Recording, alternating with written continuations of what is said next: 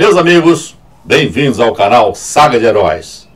Nesta edição nós vamos dar continuidade à série A História Marítima e vamos abordar um assunto bastante interessante com relação aos usos, costumes, tradições e o linguajar característico dos marinheiros, né? As tradições marinheiras. Mas antes de iniciarmos esse assunto, eu os convido a se inscreverem no canal clicando naquele botãozinho que está ali no canto. Aquele botãozinho aparece quando o celular estiver assim na horizontal, ok? Caso também queiram, podem clicar aqui no botãozinho que está aqui embaixo, no botão inscrever-se. E vai aparecer o sininho, vocês acionem o sininho para receberem notificações dos próximos vídeos. E não se esqueçam daquele like, tá bom? Vamos então ver o vídeo.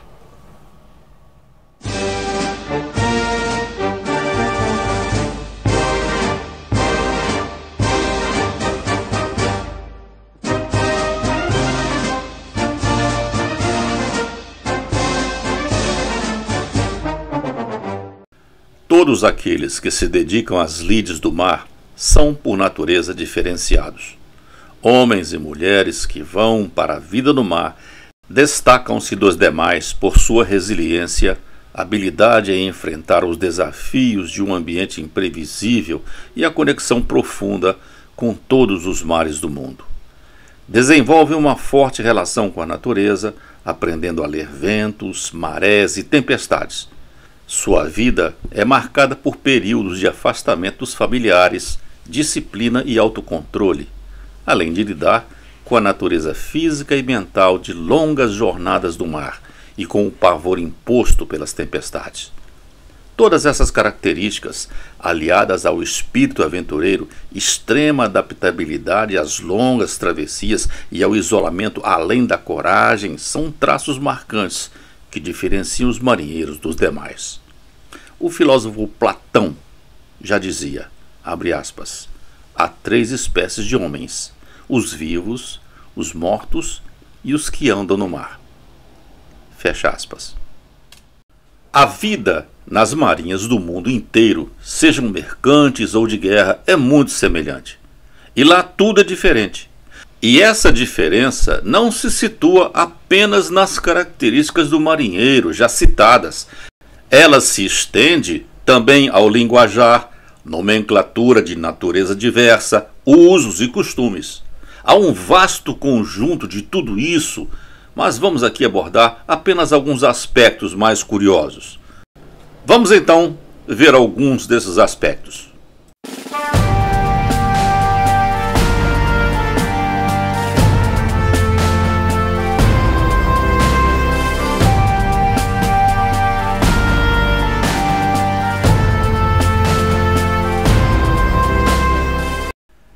Na Marinha do Brasil, essas diferenças às quais temos nos referido começam na nomenclatura dos postos dos oficiais. Na Escola Naval, por exemplo, não há cadetes, como nas outras forças. Lá, os alunos são chamados de aspirantes. Assim, quando se formam, não são aspirantes, como nas outras forças. Recebem a designação de guardas marinhas. Também não há majores, tenente-coronéis e coronéis, como nas outras forças. Oficiais dessas mesmas patentes lá recebem os nomes de capitães de corveta, capitães de fragata e capitães de mar e guerra, que são comumente chamados como comandantes. E por falar em comandante, na Marinha o cargo imediatamente abaixo ao do comando não é chamado de subcomandante, como nas outras forças. Ele é o imediato.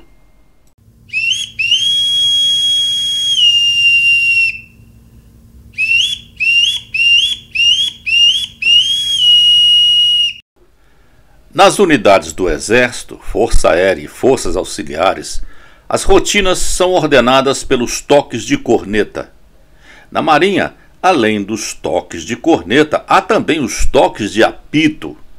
Nas unidades em terra, os dois coexistem, mas a bordo dos navios a rotina de bordo é ordenada tradicionalmente por toques de apito, utilizando para isso um apito especial, o apito do marinheiro. O apito se aplica a uma infinidade de rotinas como alvorada, rancho, silêncio, rendição de serviço, reunir em geral, continência à bandeira, continência oficiais e muitas outras. Aí está, por exemplo, o toque de alvorada.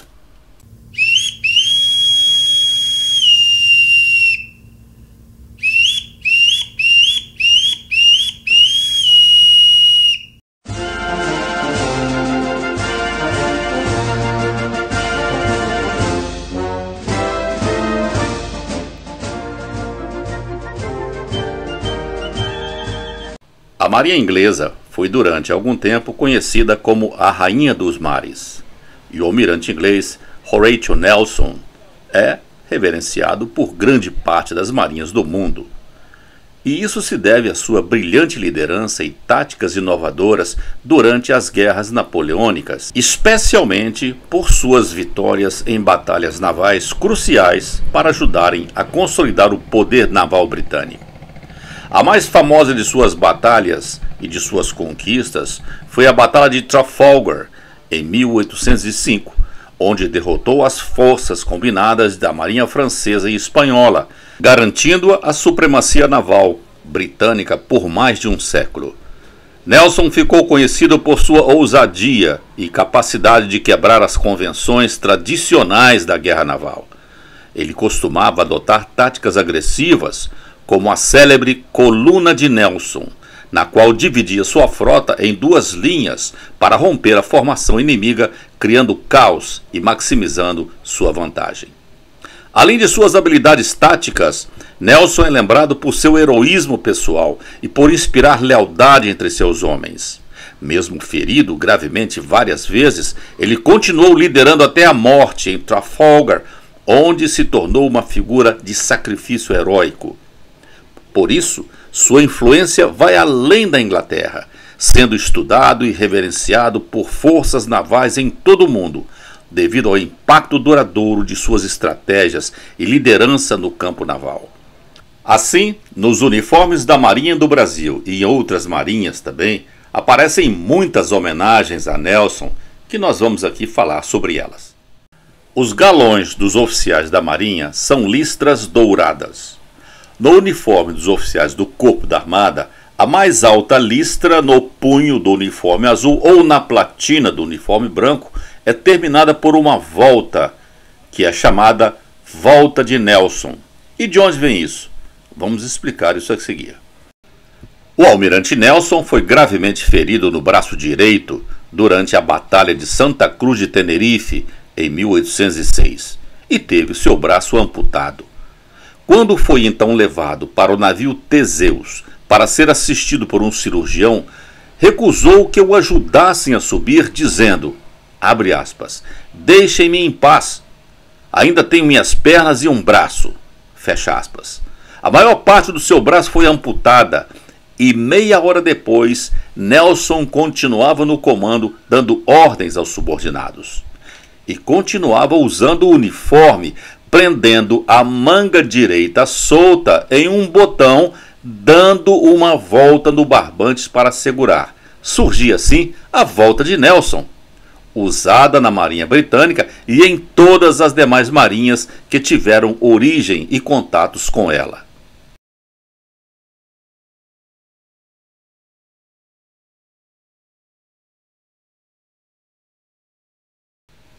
Os cabos e os marinheiros usam uniformes azuis ou brancos, como esses que aí estão.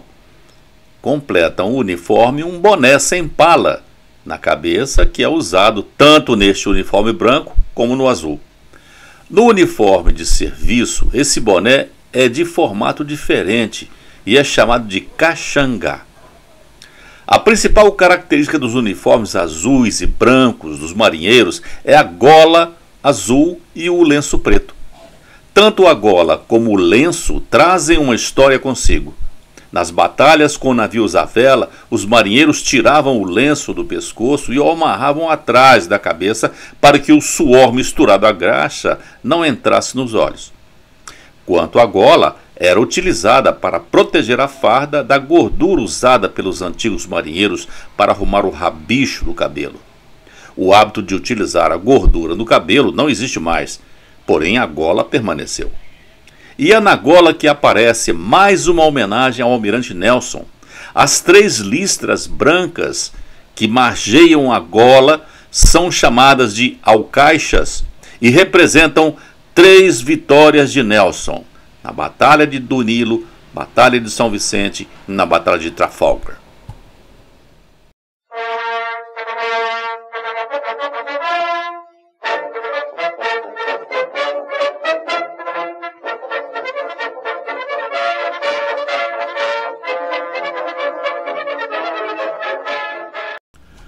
Outra peculiaridade das marinhas é a comunicação estática através de bandeiras. Para isso, são utilizadas as bandeiras do Código Internacional de Sinais, que é utilizado pela navegação marítima para comunicação entre 2 ou mais navios. Trata-se de um conjunto de 26 bandeiras quadrangulares, cada uma representando uma letra do alfabeto. São içadas nos mastros dos navios para significar mensagens simples que podem ser relacionadas com as manobras e posições do navio, questões de segurança, prefixo do navio e muitas outras. Como exemplo, a junção das bandeiras Bravo e Zulu representa uma mensagem de elogio e saudação por uma faina bem feita. E aí está também representado o prefixo de chamada do Lloyd Guatemala, o meu primeiro navio no Lloyd brasileiro, Papa Uniform Delta Mike. Bandeiras também estão ligadas ao tradicional sistema de comunicação entre navios por movimento de bandeiras com as mãos.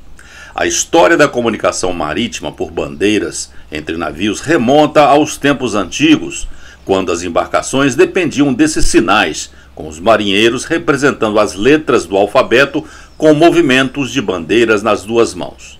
Até hoje é utilizado mais para manter uma tradição, já que o cultivo de tradições é uma característica do meio marítimo.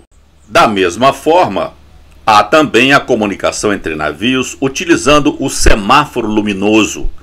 Trata-se de um farol equipado com persianas que, abertas e fechadas em sequência, transmitem os traços e pontos luminosos do código Morse.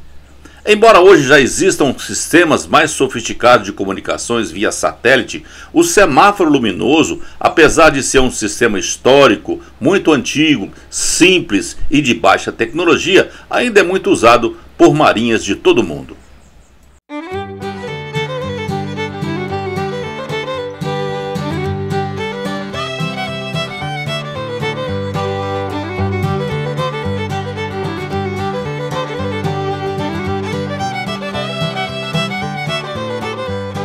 No navio não há cordas, tudo lá é cabo. Cabos grossos de amarração, demais cabos finos para laborar, tudo é cabo, não são chamados de cordas. Como dizem os marinheiros, a bordo só há 2 exceções, a corda do relógio e a corda do sino.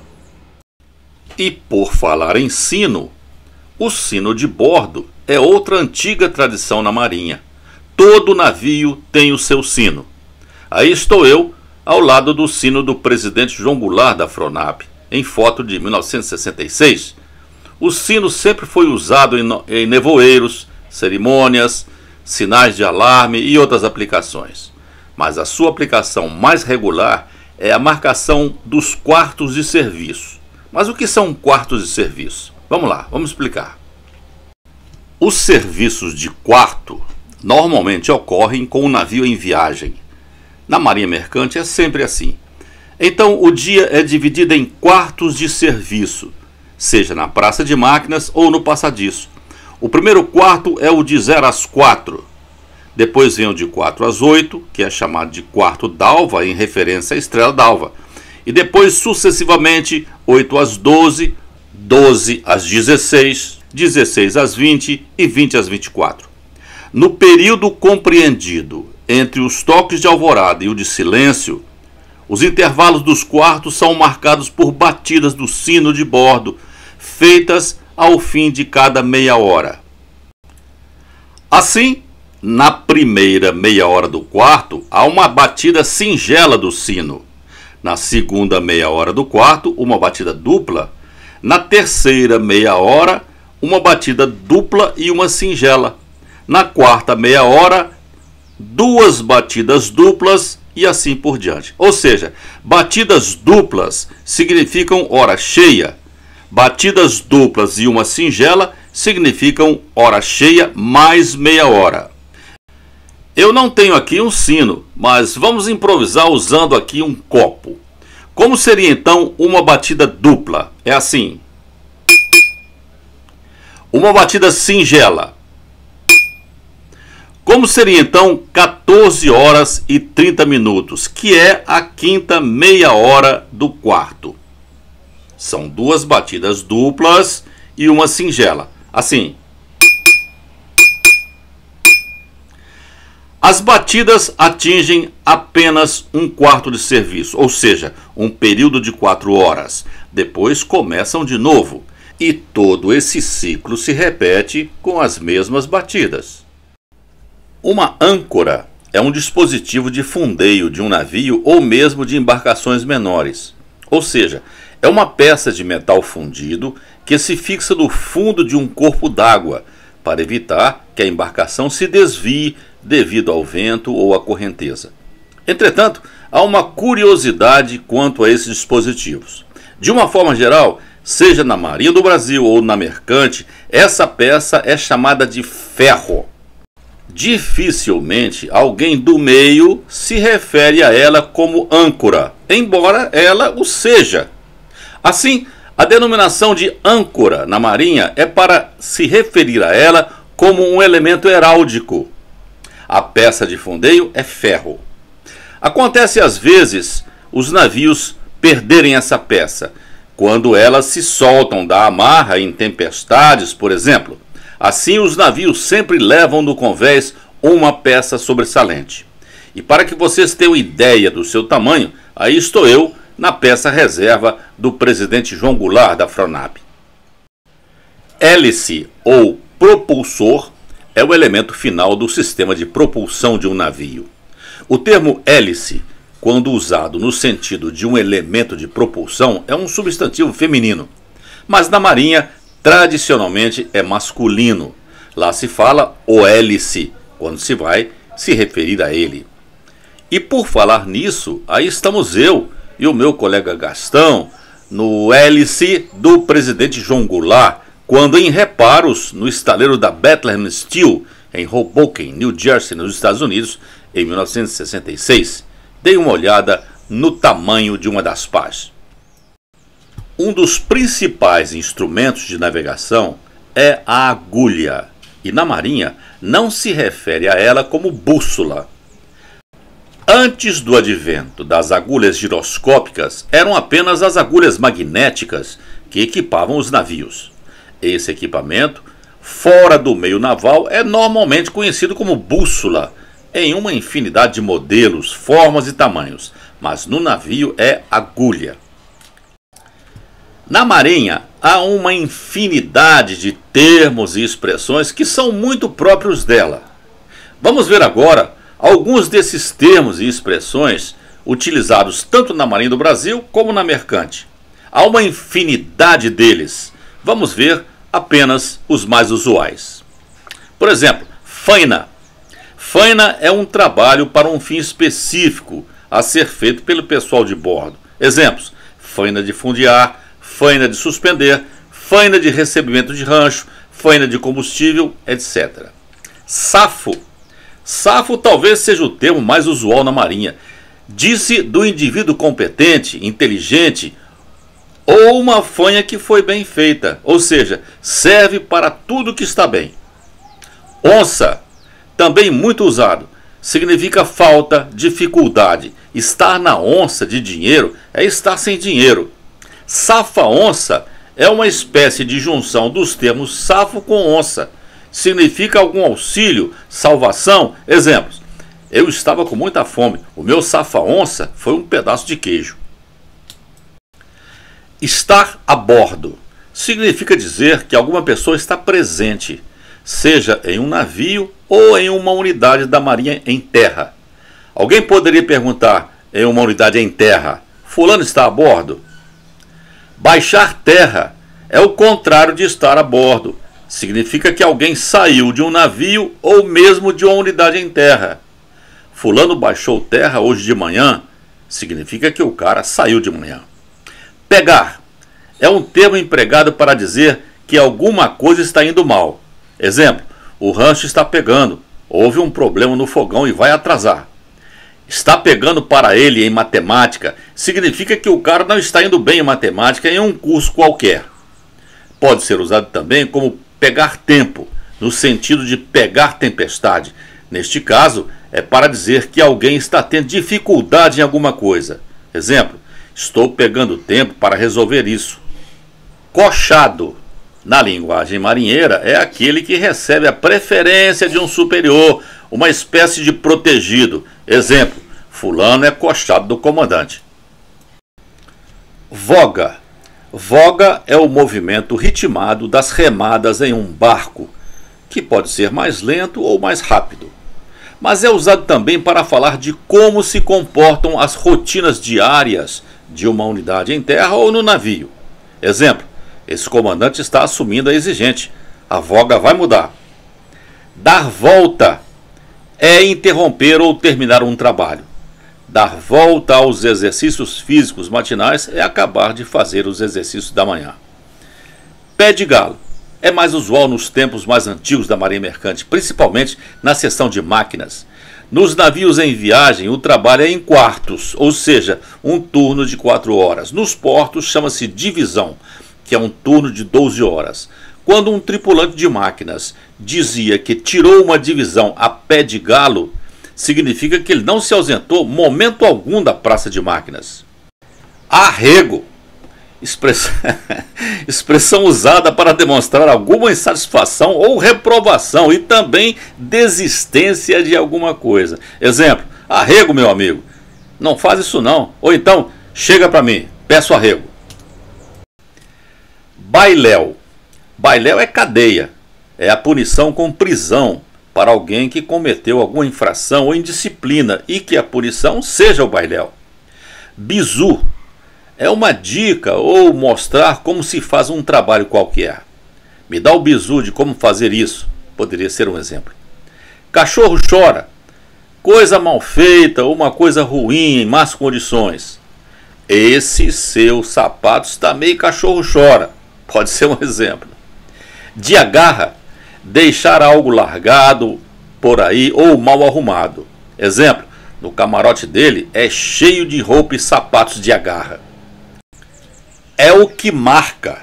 É a expressão que indica como uma faina tem que ser executada pela norma, pelo regulamento.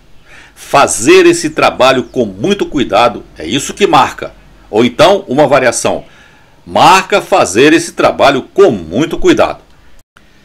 Escamado é o cara preguiçoso, que não gosta de trabalhar, que se esconde do trabalho, se esconde das fainas. Rebarbado é o cara que questiona muito, difícil de se lidar.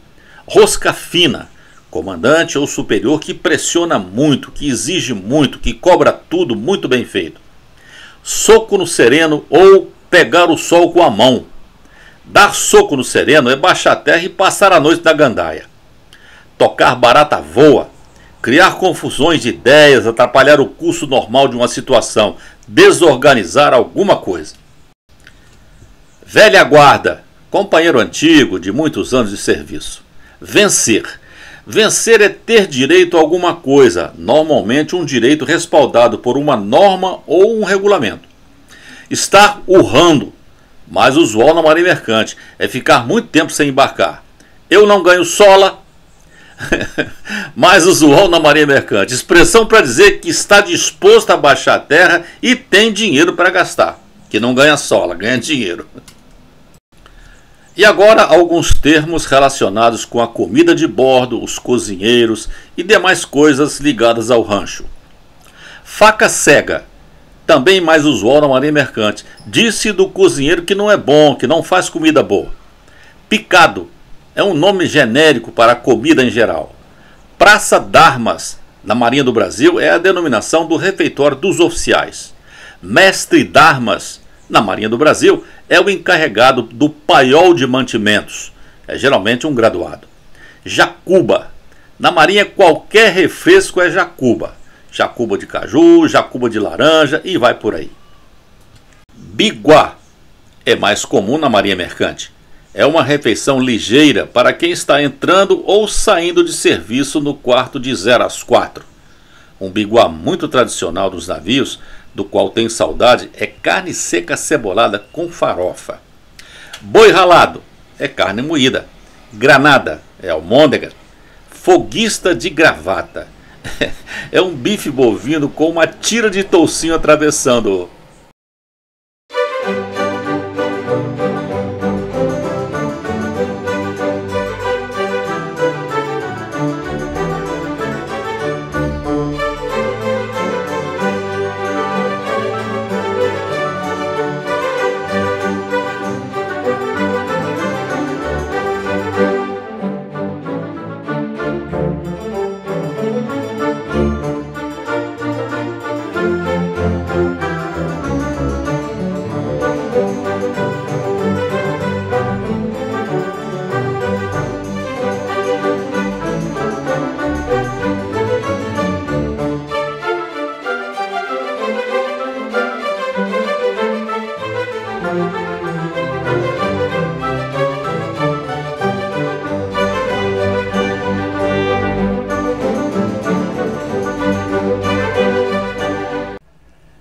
E assim, meus amigos, chegamos ao final de mais um vídeo aqui no canal Saga de Heróis.